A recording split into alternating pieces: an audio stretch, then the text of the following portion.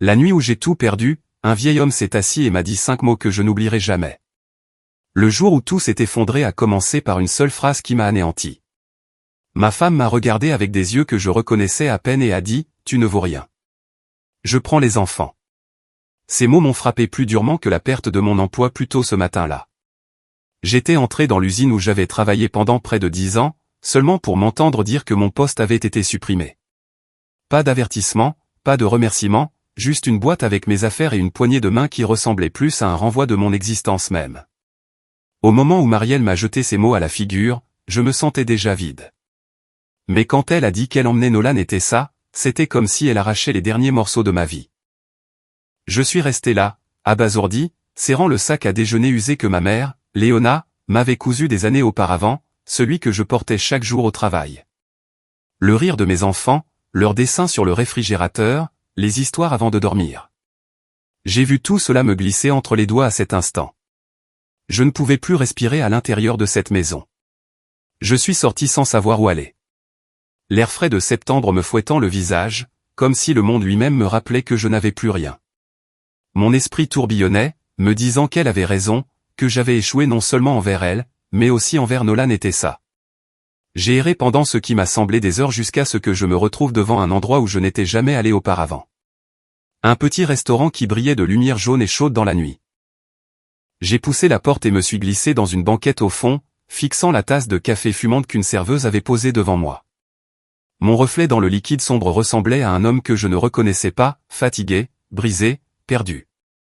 J'étais si absorbé par mon propre désespoir que je n'ai pas remarqué le vieil homme qui s'asseyait à côté de moi jusqu'à ce qu'il parle. « Vous ressemblez tellement à mon fils », dit-il d'une voix posée et délibérée. J'ai tourné la tête, confus. Son visage buriné était couvert de rides qui parlaient de décennies d'histoire, mais ses yeux portaient une douleur que je ne pouvais ignorer. « Mais il a disparu il y a 35 ans, ajouta-t-il. Mon cœur battait la chamade tandis que j'essayais de comprendre ses mots. Avant que je puisse répondre, il se pencha légèrement en avant, m'étudiant comme si je pouvais disparaître. Ce qu'il dit ensuite, 5 mots simples, allait changer le cours de ma vie d'une manière que je n'aurais jamais pu imaginer. J'ai grandi dans une famille qui croyait au travail manuel, au respect de la parole donnée et à une fierté discrète. Mon père, Gareth, était un mécanicien qui pouvait réparer n'importe quoi avec un moteur. Il n'a jamais été très bavard, mais quand il parlait, ses mots me marquaient. On mesure un homme à la manière dont il reste debout quand tout le reste s'effondre, m'avait-il dit un jour alors que j'étais adolescent, boudeur à cause d'un camion en panne. À l'époque, je n'y avais pas prêté attention. Des années plus tard, ces mots résonneraient d'une manière que je n'aurais jamais prévue. Ma mère, Léona, le contrebalançait parfaitement. Elle parlait doucement, mais sa gentillesse avait du poids. Elle croyait aux secondes chances, au fait de donner aux gens le sentiment d'être vus. C'est elle qui s'asseyait avec moi les soirs où j'avais du mal avec mes devoirs, me rappelant que la patience et la persévérance comptaient plus que les victoires rapides. J'ai emporté ces leçons avec moi à l'âge adulte, bien que, quelque part en chemin, j'ai commencé à sentir qu'elles ne s'appliquaient plus à moi. Je n'ai jamais été l'athlète vedette, ni le garçon populaire, ni l'homme que les gens montraient du doigt avec admiration. Mais je travaillais dur. J'étais fier d'arriver tôt à l'usine, même quand j'avais mal au dos ou que mes mains étaient à vif à force de manipuler l'acier. Le travail n'était pas glamour, mais il payait les factures, et pendant longtemps, j'ai cru que cela prouvait ma valeur. Puis est venue Marielle. Elle était confiante, vive d'esprit et plus perspicace que quiconque j'avais jamais rencontré. Là où j'hésitais, elle fonçait. Elle m'a dit un jour, au début de notre mariage, « Tu me donnes un sentiment de sécurité, Ethan, comme si le sol sous mes pieds ne pouvait pas s'effondrer. » Je me suis accroché à cette phrase pendant des années. Nous avons fondé une famille ensemble. Et quand Nolan est né, suivi de Tessa 3 ans plus tard, j'ai pensé que nous avions trouvé notre rythme. Mais avec le temps, les paroles de Marielle ont changé. Au lieu de me dire que je la faisais se sentir en sécurité, elle me disait que je la faisais se sentir coincée. Au lieu de voir ma constance comme une force, elle y voyait de la complaisance. « Tu ne veux jamais plus, Ethan », disait-elle après une autre dispute à propos de l'argent. « Tu te contentes de rester en bas pendant que tout le monde grimpe. » Elle avait raison sur certains points. J'avais eu des rêves, autrefois, mais je les avais enfouis sous les responsabilités et la routine. Chaque matin, je pointais. Chaque soir, j'essayais d'être le mari et le père que je pensais devoir être. Je croyais que c'était suffisant. Mais ce qui était suffisant pour moi ne l'était pas pour elle. Les enfants, cependant, ne m'ont jamais regardé avec déception. Nolan, à 10 ans, avait la vivacité de sa mère, mais ma nature calme. Il posait des questions sur tout, du fonctionnement des moteurs à la raison pour laquelle les gens se disputaient alors qu'ils s'aimaient. Tessa, à 7 ans, vivait avec une joie qui pouvait illuminer n'importe quelle pièce. Elle adorait dessiner des animaux et les laisser scotcher sur le réfrigérateur pour que je les voie en rentrant. Eux deux allégeaient le poids de ma vie. Ils étaient la raison pour laquelle je continuais à avancer, même lorsque le sol sous mes pieds commençait à se fissurer. Mon frère, Colin, était une autre voix dans ma vie que je ne pouvais ignorer. Il était plus jeune mais plus ambitieux, toujours à la poursuite de plus grandes opportunités. Il m'a dit un jour autour d'une bière, « Tu dois te battre pour toi-même, Ethan. Tu laisses constamment la vie t'écraser. » À l'époque, j'en avais ri, mais ces mots étaient restés gravés dans un coin de ma tête. Quand l'usine m'a licencié, c'est comme si une partie de mon identité m'avait été arrachée. J'avais franchi ces portes d'acier presque tous les jours pendant une décennie. Je connaissais chaque craquement du plancher, chaque ronronnement des machines. Perdre ce travail, ce n'était pas seulement perdre un salaire. C'était comme perdre la preuve que je comptais, que mon dur labeur signifiait quelque chose. Je suis rentré chez moi cet après-midi-là avec la boîte de mes affaires sur le siège passager, fixant mon reflet dans la vitre tandis que le monde défilait. J'avais la poitrine serrée, mes pensées étaient bruyantes. Comment allais-je le dire à Marielle? Que dirait-elle? Quand je suis entré dans la maison, elle attendait. Ses yeux m'ont scruté, puis la boîte dans mes bras. Ils t'ont renvoyé, n'est-ce pas? Demanda-t-elle. Il n'y avait aucune inquiétude dans sa voix, juste une froide certitude. J'ai hoché la tête. Réduction de personnel. Je ne pouvais rien faire. Elle a croisé les bras. Tu ne pouvais rien faire. C'est toujours ta réponse. J'ai essayé d'expliquer, de lui dire que je trouverais un autre travail, que cela ne signifiait pas la fin. Mais avant que je puisse finir, elle a prononcé les mots qui résonnent encore à mes oreilles. Tu ne vaux rien. Je prends Nolan et Tessa. À cet instant, j'ai eu l'impression que les murs de notre maison se refermaient sur moi. Je voulais me disputer, crier, lui prouver qu'elle avait tort. J'ai regardé les photos sur le mur, les dessins au crayon de couleur scotchés sur le réfrigérateur, et j'ai senti une douleur creuse se répandre dans ma poitrine. Marielle s'est retournée, a pris un sac et a dit aux enfants qu'il passait la nuit chez sa sœur. Nolan m'a regardé avec de grands yeux confus. « Papa, tu viens ?» a-t-il demandé. Ma gorge me brûlait alors que je forçais un sourire et secouais la tête. « Pas ce soir, mon grand. Je te verrai bientôt. » Je suis resté sur le seuil de la porte pendant qu'il partait, le son de la voiture s'éloignant dans l'allée, brisant le silence de la maison.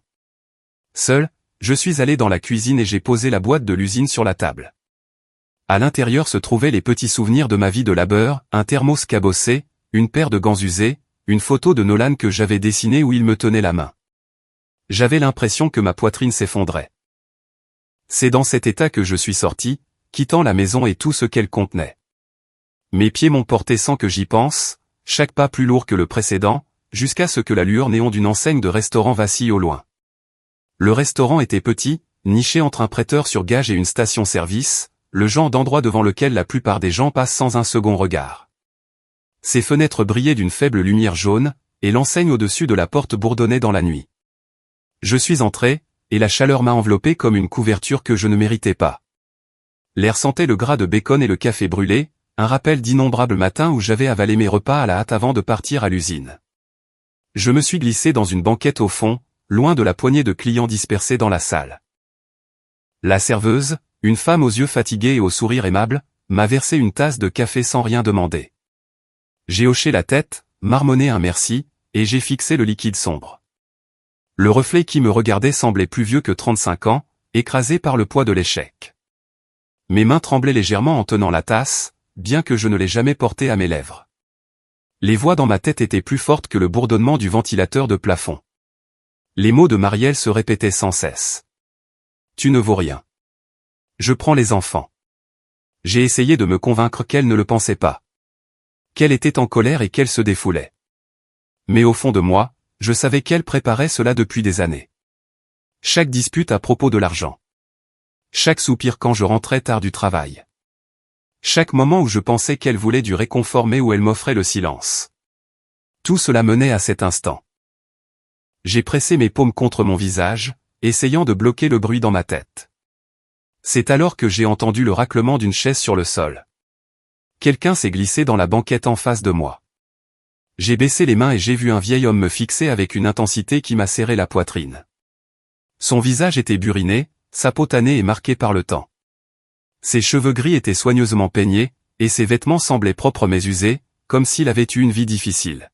« Tu ressembles tellement à mon fils, dit-il. » Sa voix était posée, délibérée, le genre de voix qui exige l'attention. J'ai cligné des yeux, confus, et j'ai secoué la tête. « Vous devez vous tromper. » Il m'étudia comme si j'étais une énigme. « Non, tu as ses yeux. La façon dont ta mâchoire se crispe quand tu retiens tes mots. Mon garçon a disparu il y a 35 ans, et je n'ai cessé de le chercher depuis. Et puis je te vois assis ici. » Et pendant un instant, j'ai pensé. Peut-être. Il s'arrêta, ses lèvres se pressant en une ligne fine. Je me suis adossé à la banquette, mal à l'aise. Je suis désolé pour votre fils, mais je ne suis pas lui. Le vieil homme hocha lentement la tête, mais il ne bougea pas, peut-être pas. Mais tu portes le même regard qu'il avait avant de partir. Un homme accablé par un fardeau qu'il ne sait pas comment porter. Ces mots m'ont piqué au vif parce qu'ils semblaient vrais. Je voulais lui dire de me laisser tranquille, mais une partie de moi ne le pouvait pas. Il y avait quelque chose dans ses yeux, quelque chose de familier, comme s'il avait porté la douleur si longtemps qu'elle était devenue une partie de lui. « Je m'appelle Arlon, dit-il en tendant la main. J'ai hésité, puis je la lui ai serrée. Sa poignée était ferme, chaude, rassurante. « Ethan, répondis-je doucement. Arlon hocha la tête comme si le nom confirmait quelque chose. Il se pencha en arrière, croisant les mains sur la table. « Tu as perdu quelque chose. » Je le vois. J'ai laissé échapper un rire creux. Tout perdu, en fait. Mon travail ce matin, ma femme ce soir, et mes enfants. Ma gorge se serra. Elle les a emmenés avec elle. Arlon ne broncha pas. Il me regarda simplement avec la patience de quelqu'un qui avait traversé des tempêtes bien pires. Je connais cette douleur. Les détails diffèrent, mais le vide à l'intérieur est le même. On commence à croire que le monde a peut-être raison sur notre compte, qu'on ne compte pas, que personne ne remarquerait si on franchissait la porte pour ne jamais revenir. Ces mots m'ont transpercé comme une lame. Ils mettaient des mots sur les pensées que j'avais eu trop peur d'admettre. J'ai serré les poings sur la table. Je ne sais plus quoi faire. Chaque fois que j'essaie, ce n'est pas suffisant. J'ai travaillé 10 ans dans cette usine et ils m'ont laissé partir sans un regard. J'ai construit un foyer et ma femme me dit que je l'ai ruiné. Mes enfants. Ma voix se brisa. Ils m'ont regardé ce soir comme s'ils ne comprenaient pas ce qui se passait. Et je n'avais aucune réponse. Arlon se pencha en avant, ses yeux fixés sur les miens. Tu ne peux pas laisser cela être la fin de ton histoire. J'ai froncé les sourcils. Quel choix ai-je? Il expira lentement, comme s'il pesait sa réponse. Tu as le choix de te lever, de te battre, de refuser de laisser leurs mots te définir. Tu penses que j'ai arrêté de chercher mon garçon parce que 35 ans ont passé? Tu penses que j'ai accepté le silence du monde comme le mot de la fin? Non. Parce que si je l'avais fait, alors son histoire se terminerait par une disparition et la mienne par le regret. J'ai continué parce que l'espoir était tout ce qu'il me restait, et cet espoir m'a maintenu en vie. Le restaurant semblait s'effacer autour de nous, le cliquetis de la vaisselle et le bourdonnement des conversations disparaissant sous le poids de ses mots. Pour la première fois depuis que la phrase de Marielle avait déchiré ma vie, je sentis quelque chose vaciller en moi, quelque chose de petit mais d'indéniable. J'ai regardé Arlon, ne sachant pas pourquoi cet étranger m'avait choisi, pourquoi il parlait avec une telle conviction à un homme qu'il venait de rencontrer. Mais au fond de moi, je comprenais. Il voyait en moi le même vide qu'il habitait depuis des décennies, et il refusait de me laisser y sombrer. C'est alors qu'il se pencha plus près, sa voix ferme mais douce, et se prépara à prononcer les 5 mots qui allaient tout changer. Arlon se pencha en avant, ses mains reposant sur la surface usée de la table de la banquette. Ses yeux restèrent fixés sur les miens, comme s'il pouvait voir à travers moi. Puis, avec une fermeté qui perça le bruit dans ma tête, il dit « Ne les abandonne pas comme moi. Ces 5 mots m'ont frappé plus fort que tout ce que Marielle m'avait jeté à la figure. Plus fort que la perte de mon emploi, plus fort que le silence qui avait suivi lorsque mes enfants avaient été emmenés hors de la maison. Ma poitrine se serra et, un instant, je ne pus plus respirer. C'était comme s'il avait plongé la main en moi et avait ramené à la lumière les pensées que j'essayais d'enterrer. « Que voulez-vous dire » demandai-je, ma voix basse, presque effrayée par la réponse. Le regard de Arlon ne vacilla pas. Quand mon fils a disparu, j'ai repensé aux années précédentes et j'ai vu un homme qui n'était pas là quand ça comptait. Je travaillais de longues heures. Je me disais que je subvenais à nos besoins, mais en réalité, je me cachais. J'étais en colère, colérique, toujours à trouver des défauts. Je pensais que la discipline signifiait le silence. Je pensais que l'amour pouvait être implicite. Puis, une nuit, il est parti. 35 ans ont passé, et il ne se passe pas un jour sans que je me demande s'il est parti parce qu'il croyait que je ne m'en souciais pas. Parce que je l'ai abandonné de toutes les manières qui comptent, même en vivant sous le même toit. Ces mots s'enfoncèrent en moi comme des pierres dans l'eau. J'ai vu des flashs des grands yeux de Nolan me demandant si je venais avec eux. J'ai vu la petite main de Tessa agrippant la lanière de son sac à dos alors qu'elle suivait sa mère vers la sortie. Je m'étais dit que j'étais trop brisé pour me battre, trop abattu pour me relever. Mais à cet instant, j'ai réalisé la vérité. Si je cédais maintenant, je suivrais le même chemin que Arlon regrettait chaque jour de sa vie. J'ai pressé mes paumes à plat contre la table.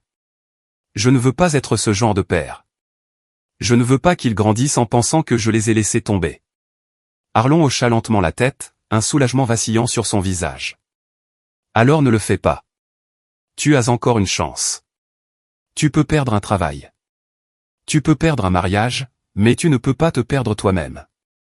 Pas à moins que tu ne décides de t'abandonner. J'ai dégluti difficilement, la gorge sèche. Mais et si elle ne me laisse pas les voir? Et si elle continue de me repousser? Sa mâchoire se serra et pour la première fois, sa voix prit une tonalité acérée. Alors tu te bats. Pas avec la colère, pas avec l'amertume, mais avec tout ce qui en toi aime ses enfants. Tu leur montres que tu es là. Tu leur montres qu'ils comptent plus que ta fierté, plus que ta douleur. Tu ne disparais pas dans la nuit. Et tu ne les laisses pas se demander si tu t'en souciais. Parce que si tu les abandonnes maintenant, Ethan, cette question les hantera pour le reste de leur vie. La conviction dans son ton me brûla la poitrine. Je suis resté là, à regarder cet étranger apparu de nulle part, me parlant comme s'il avait attendu toute sa vie pour dire ces mots. Pour la première fois de la journée, je sentis une flamme s'allumer en moi, quelque chose de plus fort que la honte ou le désespoir. C'était petit, fragile, mais c'était réel. Je me suis penché en arrière, les poings serrés, ma respiration se calmant. Je ne vais pas partir. Je vais voir mes enfants. Je vais leur dire la vérité. Je ne peux pas laisser leur dernier souvenir de moi être le silence. Les yeux de Arlon s'adoucirent, et un instant, il parut presque fier. C'est ça. C'est l'homme dont tes enfants ont besoin. Pas parfait, pas intact, mais présent, assez fort pour rester debout. J'ai hoché la tête, le poids de ces mots manquant. Merci, dis-je, et ma voix se brisa. Je ne sais pas pourquoi vous vous êtes assis ici ce soir, mais j'avais besoin de ça plus que je ne peux l'expliquer. Il esquissa un léger sourire, un coin de sa bouche se soulevant. Peut-être que je n'ai pas choisi. Peut-être que c'était censé se passer ainsi. La serveuse est passée, remplissant nos cafés, et j'ai réalisé que le mien était toujours intact. Arlon leva sa tasse, but une gorgée, et la reposa avec un léger cliquetis. Tu sais ce que tu as à faire maintenant. Ne perds pas de temps. Ne laisse pas la peur décider pour toi. Va les voir. J'ai fixé le café, puis mes mains, marquées et rugueuses par des années à l'usine. Ce n'étaient pas les mains d'un homme qui avait réussi. Pas aux yeux de Marielle. Mais peut-être pouvaient-elles encore être les mains d'un père qui refusait de lâcher prise. Je me suis levé, ma chaise raclant le carrelage. J'y vais, dis-je, plus à moi-même qu'à lui. Arlon tendit la main sur la table, posant une main ferme sur mon bras. Sa poignée était forte, presque surnaturellement pour un homme de son âge. Souviens-toi de ce que je t'ai dit. Ne les abandonne pas comme moi. J'ai hoché la tête. Les mots se sont gravés en moi. Je me suis retourné et j'ai marché vers la porte, mon cœur battant avec une nouvelle énergie. Je suis sorti dans l'air nocturne, la brise fraîche emportant l'odeur rance de graisse et de café. Pour la première fois depuis le matin, mes pas avaient un but. En traversant le parking vide, j'ai jeté un regard en arrière vers le restaurant. À travers la fenêtre, j'ai vu Arlon assis là, me regardant toujours. Il a levé sa tasse dans un petit geste, un adieu silencieux. J'ai levé la main en retour, puis je suis monté dans ma voiture.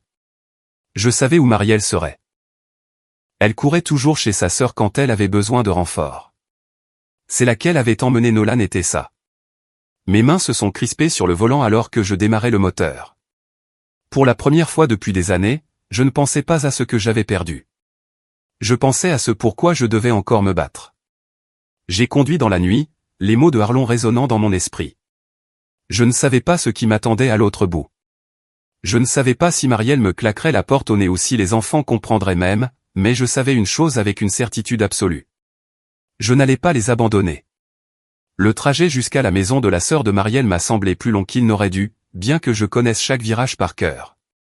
Ma poitrine se serrait à chaque kilomètre, mais les mots de Arlon m'empêchaient de faire demi-tour. Ne les abandonne pas comme moi. Je le répétais encore et encore jusqu'à ce que cela devienne mon encre. Quand je me suis garé dans l'allée, les lumières de la maison étaient allumées.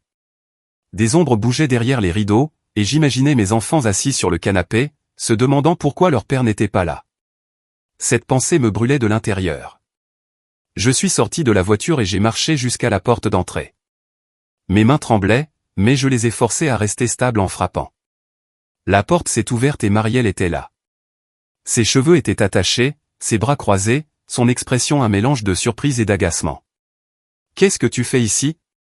demanda-t-elle, sa voix acérée.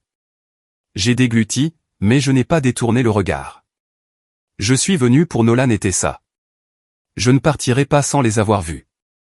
Ses lèvres se sont pincées en une ligne fine. Ce n'est pas le moment, Ethan. Ils sont déjà assez contrariés. Tu dois laisser tomber. Quelque chose a changé en moi. Pendant des années, j'avais reculé lors des disputes, trop fatigué ou trop honteux pour riposter. Mais pas cette fois. Non, dis-je fermement. Je ne laisserai pas tomber. Tu peux me quitter si c'est ce que tu veux, mais tu ne me les enlèveras pas. Ils ont besoin de leur père, et je ne vais pas disparaître de leur vie. Ses yeux se sont plissés, mais elle a hésité. Ce moment de silence m'a donné du courage. Tu te souviens quand nous avons tenu Nolan pour la première fois à l'hôpital, demandai-je. Ma voix se brisa, mais je continuai. Tu m'as dit que je te faisais sentir en sécurité, comme si rien ne pouvait nous ébranler.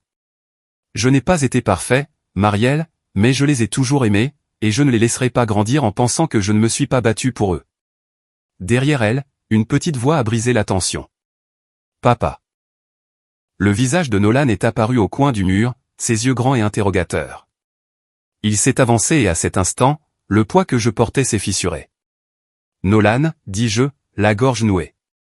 Il a couru vers moi avant que Marielle ne puisse l'arrêter, enroulant ses bras autour de ma taille.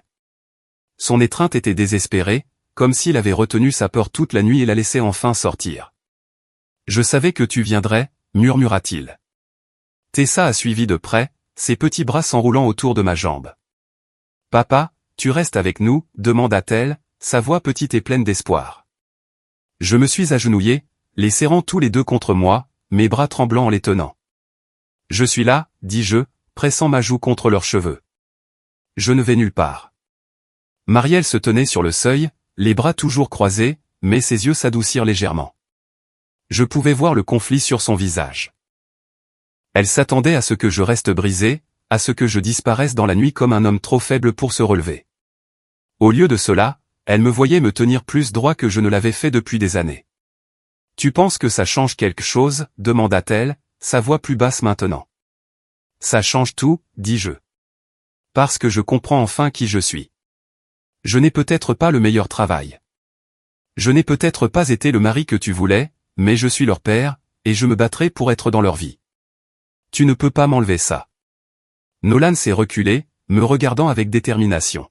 « On a besoin de toi, papa. » Entendre ces mots m'a brisé d'une manière différente. Le doute, la honte, la voix dans ma tête me disant que je ne valais rien, tout cela a commencé à s'estomper sous la force de la voix de mon fils. La sœur de Marielle est apparue derrière elle, fronçant les sourcils. Peut-être que tu devrais le laisser parler aux enfants, dit-elle doucement. Il mérite au moins ça. Marielle a jeté un regard en arrière, puis a reporté son attention sur moi. Pendant un long moment, aucun de nous n'a parlé. Finalement, elle s'est écartée. D'accord, tu peux les voir. Mais ça ne veut pas dire que j'ai changé d'avis. Je me suis levé, gardant mes mains sur les épaules de mes enfants. Tu n'as pas à changer d'avis ce soir, mais sache ceci. Je n'arrêterai pas d'être leur père. Je ne reculerai plus. Nous sommes allés dans le salon. Nolan était assis tout contre moi, Tessa sur mes genoux, leur petit corps s'accrochant à moi comme si je pouvais disparaître. Je leur ai dit la vérité avec des mots simples qu'ils pouvaient comprendre. Que parfois les parents se disputent. Que parfois les gens perdent leur travail et font des erreurs, mais que rien de tout cela ne changerait jamais à quel point je les aimais. Je pouvais voir dans son expression qu'elle n'était pas prête à pardonner ou à se réconcilier, mais j'ai aussi vu une lueur de quelque chose que je n'avais pas vu depuis des années, le respect. La nuit s'est étirée avec des conversations calmes, les voix des enfants remplissant l'espace que je pensais avoir perdu pour toujours. Quand je me suis finalement levé pour partir, Nolan s'est accroché à mon bras. Tu reviendras demain, n'est-ce pas? Je me suis penché et j'ai croisé son regard. Demain, et le jour d'après, et tous les jours où je le pourrai. Je n'arrêterai jamais d'être là pour vous. Tessa m'a serré fort dans ses bras. Promis? J'ai embrassé le sommet de sa tête. Promis. En sortant dans la nuit fraîche, je me sentais plus léger que je ne l'avais été depuis des années. Les problèmes n'avaient pas disparu. Mon mariage était toujours fracturé. Mon travail était toujours perdu. Et mon avenir était incertain. Mais pour la première fois, je n'étais pas paralysé par ces pertes. J'avais quelque chose de plus fort qui me tirait vers l'avant, l'amour de mes enfants et le choix de me battre pour eux. Je suis retourné à ma voiture, repassant les mots de Nolan dans ma tête. On a besoin de toi, papa. Ces 4 mots portaient plus de pouvoir que toute l'amertume de Marielle, plus de poids que n'importe quelle lettre de licenciement de l'usine. Et derrière ces mots se trouvait la voix de Arlon, posée et inébranlable. Ne les abandonne pas comme moi. J'ai resserré ma prise sur le volant en démarrant le moteur. Pour la première fois depuis longtemps, je savais exactement qui j'étais et où j'allais. Le lendemain de ma confrontation avec Marielle et de mes retrouvailles avec mes enfants, je me suis réveillé avec un autre genre de poids sur la poitrine. Ce n'était pas le fardeau écrasant du désespoir que j'avais porté la veille. C'était la lourde responsabilité d'une promesse que j'avais faite à Nolan et Tessa, la promesse que je ne les abandonnerais jamais, peu importe à quel point je me sentais brisé. Les jours qui suivirent ne furent pas faciles. Marielle resta distante, sur ses gardes et souvent froide. Dans ses paroles, elle me rappelait encore et encore que notre mariage n'était plus le même, qu'elle était fatiguée de porter un homme qui ne visait jamais plus haut que le strict minimum. Mais même dans son amertume, elle ne pouvait ignorer le changement en moi. Je ne me disputais pas avec colère. Je ne me retirais pas dans le silence. Je tenais bon avec une conviction calme, et chaque fois que je regardais mes enfants, je me souvenais pourquoi. J'ai pris des petits boulots à temps partiel partout où je pouvais, remplir des rayons, livrer des fournitures, réparer de petits moteurs pour les voisins. Ce n'était pas glamour, mais cela me maintenait en mouvement, me prouvant à moi-même que j'étais encore capable de construire. Lentement, des opportunités se sont présentées. Mon père, Gareth, m'a donné des outils de son atelier, me disant qu'il était temps de mettre mes mains à profit d'une manière qui m'était propre. Mon frère, Colin, est passé et m'a dit, je ne sais pas ce qui t'est arrivé, mais tu as enfin l'air vivant. Plus important encore, mes enfants n'ont plus jamais douté de moi. Nolan a commencé à me demander de l'aide pour ses projets scolaires, m'entraînant avec une excitation que je n'avais pas vue depuis des mois. Tessa dessinait des images de nous 3 nous tenant la main, les scotchant fièrement sur le réfrigérateur chaque fois que je venais. Ils m'observaient attentivement, apprenant non pas de mes mots, mais de mes choix. Et chaque jour où je me présentais, je leur prouvais que leur père était toujours debout. Quelques semaines plus tard, je suis retourné au restaurant de Daryl. Je voulais remercier Arlon, lui dire comment ces 5 mots avaient réorienté ma vie. Quand je suis entré, j'ai balayé les banquettes du regard, mais il n'était nulle part. La même serveuse s'est approchée et je lui ai demandé si elle l'avait vu. Arlon, répéta-t-elle en fronçant les sourcils. Vous voulez dire Arlon Vénor? J'ai hoché la tête avec empressement. Oui, il s'est assis avec moi ici. Cheveux gris, carrure solide pour son âge, un peu sérieux, mais avec une présence marquante. Elle m'a jeté un regard perplexe. J'ai connu Arlon. Il venait il y a des années, mais il est décédé il y a bien longtemps. Je ne l'ai pas vu depuis plus d'une décennie. La tasse de café dans ma main trembla légèrement. J'ai regardé autour de moi dans le restaurant, m'attendant à moitié à le voir apparaître soudainement, mais les banquettes étaient vides, le cliquetis des assiettes et le bourdonnement des conversations continuant comme s'il n'avait jamais été là. Je suis retourné à la banquette du fond où il s'était assis avec moi cette nuit-là. Je me suis glissé sur le siège et j'ai fixé la table, passant ma main sur la surface lisse. Que Arlon ait été de chair et de sang ou toute autre chose, sa présence était réelle pour moi. Ses mots étaient réels. Son avertissement m'avait sauvé de sombrer dans le même vide qui avait consumé sa vie. Je suis resté assis là en silence, murmurant un merci dans le vide, espérant que d'une manière ou d'une autre, cela lui parviendrait. Puis j'ai quitté le restaurant, emportant son message avec moi, déterminé à ne jamais l'oublier. En y repensant maintenant, je comprends la leçon qu'il m'a donnée. La vie peut vous dépouiller de tout. Les emplois disparaissent. Les mariages se brisent. Les personnes en qui vous avez confiance peuvent vous blesser de manière que vous n'auriez jamais cru possible. Mais rien de tout cela ne signifie que vous devez cesser de vous battre pour les personnes qui comptent vraiment.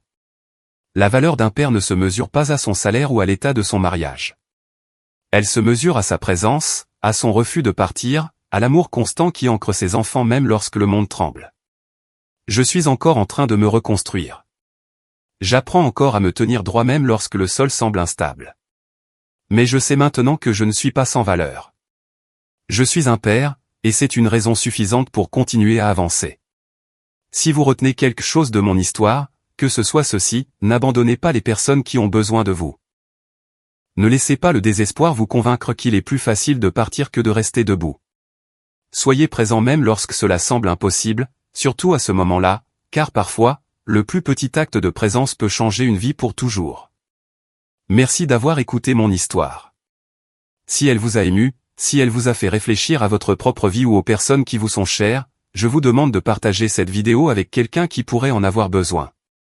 Laissez un commentaire ci-dessous et dites-moi ce que vous avez retenu de cette histoire. Et si vous voulez entendre d'autres histoires comme celle-ci, abonnez-vous à la chaîne. Votre soutien maintient ces histoires en vie et, ensemble, nous pouvons nous rappeler que, peu importe à quel point la vie semble brisée, il y a toujours une raison de rester debout.